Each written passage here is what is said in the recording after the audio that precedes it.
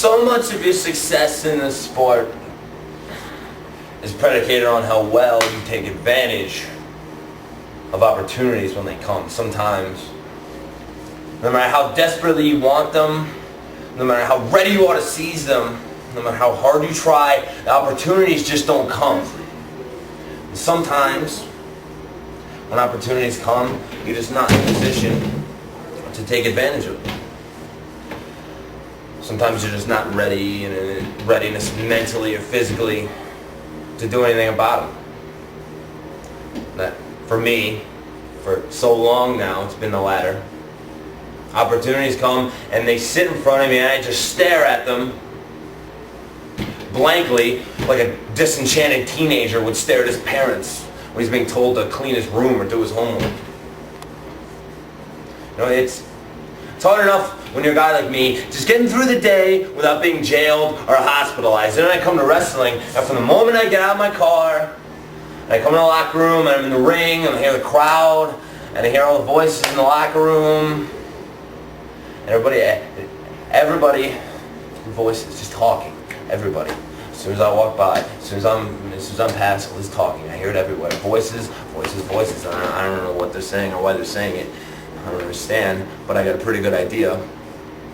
Well, John's got some talent, but we don't understand everything he does or why he does it completely or approve of everything he does necessarily, so he's a fuck-up. He's just a fuck-up. Oh, but those voices aren't even the worst. The worst voices are the ones that are in my head 24/7, that are just camped out and they never shut up. And they scream and they yell and they echo in my ears and my brain, and they never shut up, and they tell me to hurt myself, and they tell me to hurt other people I don't even know, people that don't deserve it. Every time I get in the ring, it's like I'm wrestling a ghost, and no matter how hard I try, I just can't get a grip. But recently, I feel a little rejuvenated. I feel a little back on track, because I've come to 3 conclusions. I've made peace with my destiny.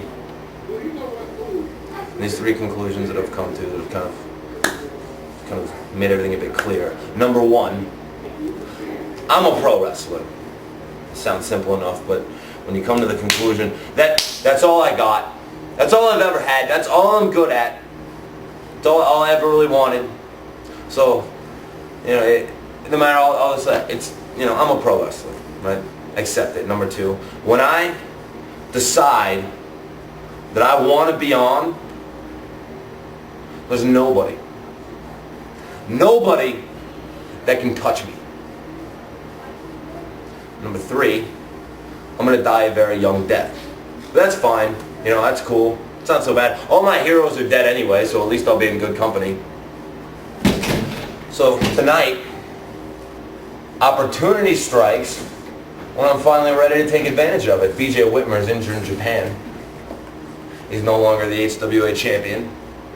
Jake Christ is wrestling for the vacant title tonight. BJ's out.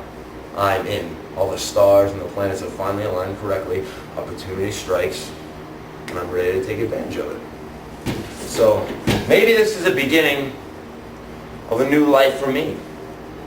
For the first time, I'm going to be the champion of the new HWA. Jake, you would have made a great champion. I've known you for a long time. You're one of the gutsiest wrestlers I've ever known. But I'm sorry. Tonight,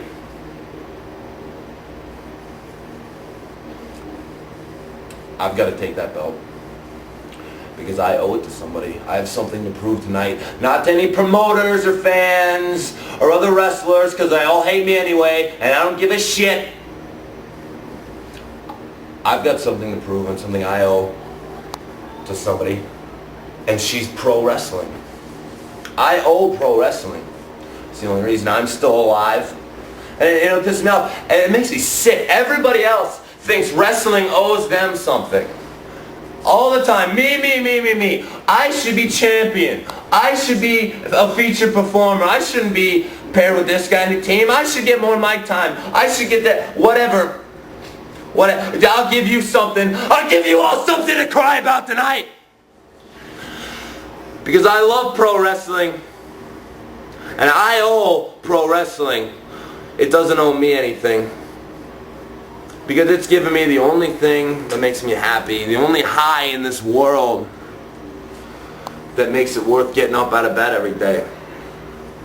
And when it hits my bloodstream, and it courses through my veins, and it explodes in my heart, and the warm feeling comes over my brain, the whole world makes sense. And that's what I owe pro wrestling, because that feeling comes at the exact moment where my fist crashes into the teeth of another man who was foolish enough or unlucky enough to be in the ring with me that night. So tonight, to show my gratitude toward pro wrestling for keeping me alive for so long, I have to break every bone in Jake Crist's body until he's nothing but a worthless sack laying in the mat.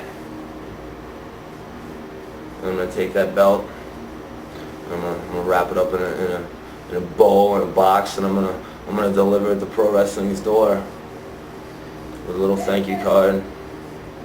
I'm gonna say thanks for keeping me alive for this long anyway. Jake Crist, you might not survive the night. You have me to thank for that.